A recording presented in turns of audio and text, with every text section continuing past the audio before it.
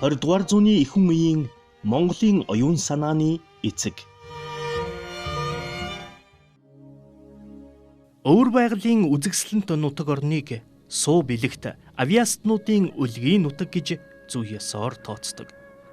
Чухам энэ нутаг орноос зөвлөлт орос Монголын суу бэлэгт хүмүүн 20 дугаар зууны ихэнх үеийн улс төр нийгмийн нэрт зүтгэлтэн шинжлэх ухааны профессор, соён гэгэрүүлэгч Эрдэмтэн Жамсрангийн Цэвэн мэндэлжээ.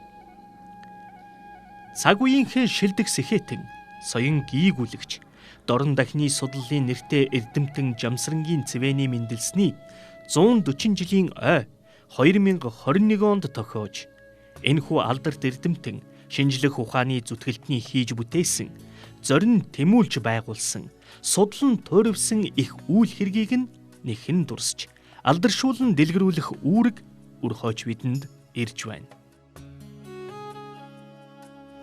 Ирээдүйн Эрдэмтэн маань 1881 онд Оросын өвөр байгалийн Агын тойргийн Судантой буюу Хүдэнд тосгонд Жамсрангийн хүү болон мэндэлжээ.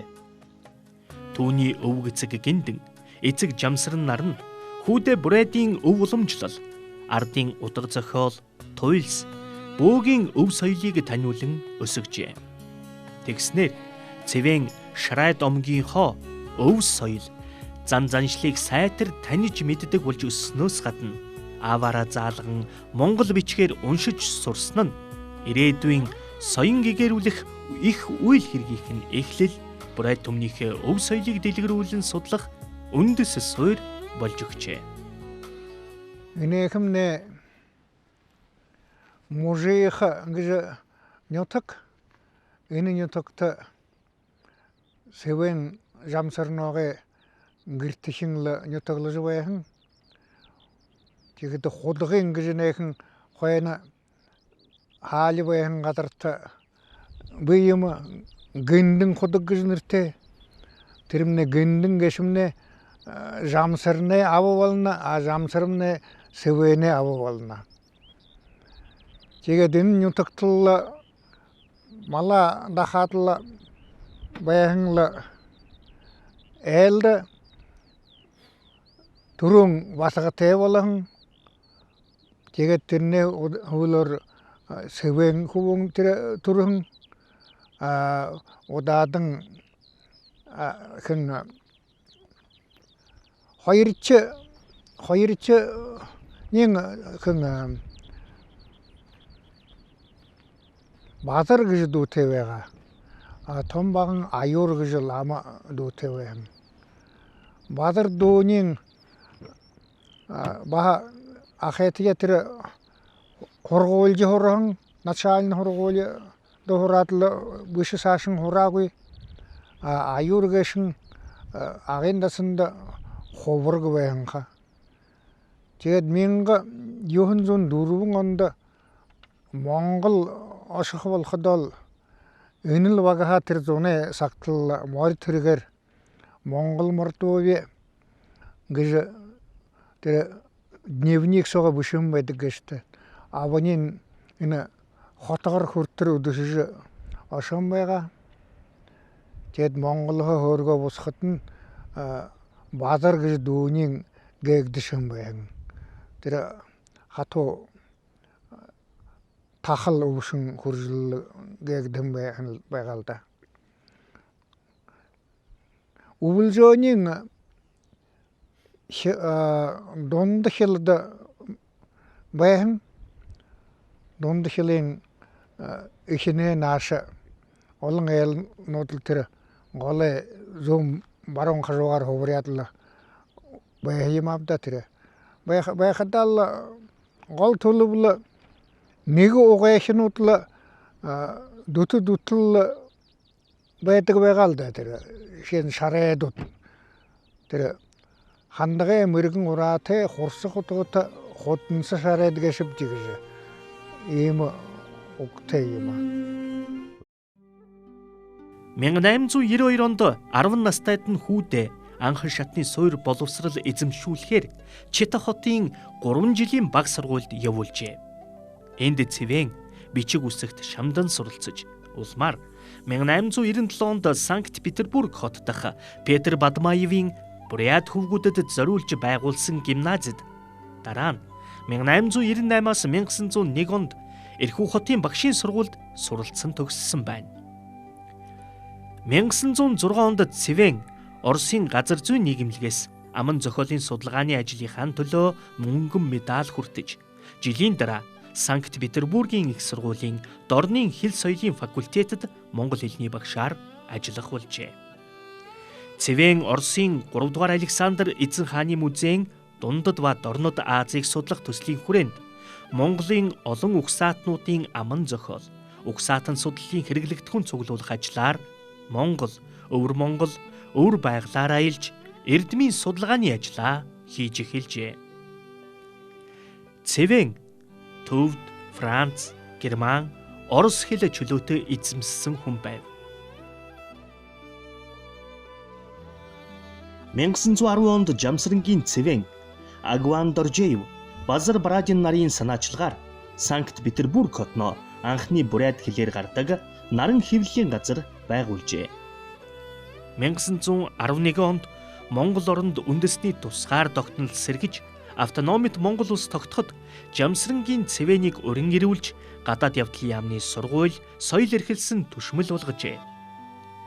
Монгол оронд удаан хугацаагаар ажиллахдаа Цэвэн өргөө буюу одоогийн Улаанбаатар хотод анхны сургууль соёлын газрыг байгуулж түүний шууд санаачлаг оролцоотойгоор 1913 оноос Шин тойл, 1915 оноос нийслэл хүрээний сонин бичиг зэрэг Монголын анхны сонин хэвлэлийг эрхлэн гаргаж олон түмнийг соён гэгэрүүлж байжээ. Жамсрангийн Цэвэн ухамсарт амьдралаа төрлөх нутаг, буряд түмний хэл соёл, ардын аман зохиолыг судлан цуглуулж, хойч үедээ өвлүүлэх явдалд зориулжээ. Тиймдээч нэрт эрдэмтний бичиж үлдээсэн Монгол ардын соёлын дээжис бүтээл нь өнөө хүртэл буряд ардын аман зохиолын талаарх хамгийн сайн судалгааны бүтээл хэвээр байсаар байна. Оросын шинжлэх ухааны академиас Цэвэний судалгаа алсын хараа гүнлэн хувьсгалаас өмнө түүний буряд угсаатан аман зохиолын судалгааны бүтээлүүдийг онцгойлон анхаарч хэвлэн нийтэлж байжээ. Цэвэн амьдралынхаа дийлэнх он жилүүдийг ард түмнийхээ гэгэрэлд зориулан шин сургууль нээх, Европ боловсролыг хослуулах, үндэсний сэхэтэн бэлтгэхэд хүч чадлаа дайчилсаар иржээ. Өнөөдөр нэрт эрдэмтэн, судлаач Жамсрангийн Цэвэний төрлөх хүдэнд тосгоны ерөнхий боловсролын сургууль нь түүгээр овоглож байна. Бидний үр хүүхэд хойч үе маань Жамсрангийн Цэвэний амьдрал, үйл хэрэг, төрлөх нутаг орн, буряд хэл соёлыг хөгжүүлэхийн төлөө хийсэн бүхнийг мартах учиргүй.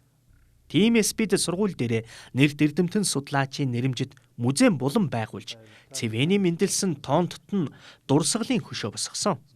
Бидний үр хүүхэд Жамсрангийн Цэвэний нэрэмжит сургуульд суралцаж байснараа үргэлж бахархаж яваасаа гэж бид хүсэж байна. Жамсрангийн Цэвэн амьдралынхаа туршид өөрийн ард түмний гэгэрэл, үндэсний бурайд соёл, зан заншлыг хойч үедээ түгээн дэлгэрүүлэх, хадгалж өвлүүлэхийн төлөө маш их хүч хөдөлмөрөө зарцуулсан юм.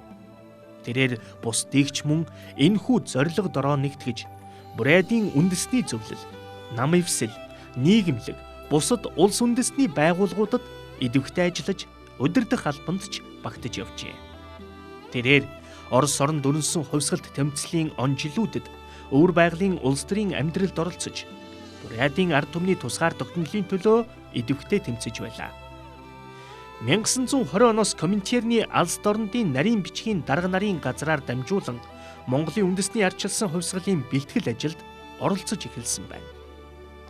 Цэвэн гадаад Монголын төмөнд тунхаглан зарлах бичиг буюу Монгол ардын намын анхны мөрийн хөтөлбөрийг боловсруулахад голлон оролцож 1920 оны 11-р сарын 10-нд Монголын үнэн сонинг гаргах, Монгол ардын намаас зөвлөлт Орос улстай холбоо тогтоох, тус намын анх дугаар их хурлын бэлтгэл хангах зэрэг ажилд чухал үүрэгт оролцож байжээ. алс бүглүү, жижиг суурьнд төрж өссөн хүү, сурч боловсрох, мэдлэг боловсрал эзэмшихэд өөрийгөө харамгүй дайчилж, нутаг орныхоо нэр хүндийг өндөр төргсөн шинжлэх ухааны нэртэй эрдэмтэн судлаач, соён гэгээрүүлэгч болж ийхүү нэрээ мөнхлөн үлдээсэн билээ. 1993 онд Агийн тойргийн номын сан түүний нэрэмжит болж төрлөх хөдөнд тосгонд мөн Улаан-Уд хотод нэрт эрдэмтэн соён гэгээрүүлэгч Цэвэн Жамцаанарогийн нэрэмжит гудамж бий болжээ. Мөн 2019 онд Улаан-Уд хотын Бурятын боловсролын дээд сургуулийн дэргэд Бурят Монголын нэрт эрдэмтэн Цэвэн Жамцааранууд зориулж дурсгалын самбар байрлуулсан ба 2006 онд төрлөх хөдөнд тосгоны дунд сургуулийн дэргэд хөшөөг нь босгожээ. 1930-ад оны үед Жамсрангийн Цэвэн Ленинград хотод зөвлөлтийн шинжилгээ ухааны академийн дорн дахины судлалын хүрээлэнд ажиллаж хэл шинжилгээ ухааны докторийн зэрэг хамгаалсан юм. Тэрээр хийж бүтээх, судалж туурвих эд насанда тухайн цаг үеийн ороо бусгай байдал их хэлмэгдүүлэлтийн хар сүүдэр төртжээ. Түүнийг 1937 онд Сольвелецкийн шоронд хэлмэгдүүлэн хорж, улмаар шоронгийн хүнд нөхцөлийг даалгүй 1940 онд, зарим их сурвалж 1942 онд нас барсан гэж үздэг байна. Ийхүү их хэлмэгдүүлэлтэд өртөн нас барснаас нь хойш 22 жилийн дараа 1962 онд бүгд найрамдах Монгол ард улсын ардын хурлын тэргүүлэгчдийн дэргэдэх цагаатгах ажлыг эрхлэх комиссоос нэрт эрдэмтнийг цагаатхан нэр төрийг нь сэргээжээ. Шарай домгийн Жамсрангийн Цэвэн нь 20 дугаар зууны Монголын боловсрал, шинжлэх ухаан, төр нийгмийн үйл хэргийг хөгжүүлэн бадраахын төлөө нэгэн насаа зориулсан суут эрдэмтэн, төр нийгмийн гарамгай зүтгэлтэн байсан юм а. Их соён гэгээрүүлэгч Шарайд Жамсрангийн Цэвэний тухай энэхүү баримтад нийтлэлийг Оросын холбооны улсын өвөр байгалийн хязгаарын Агийн аймгийн номын сангийн хамт олон бүтээжээ. Бурайд Монголын сод эрдэмтний мэндэлслийн 140 жилийн ойд зориулан бүтээсэн эл бүтээлийг Улаанбаатар хот дахь Дорнод аймгийн Баян улс сумын нутгийн зөвлөлөөс хөрвүүлэн бэлтгэлээ.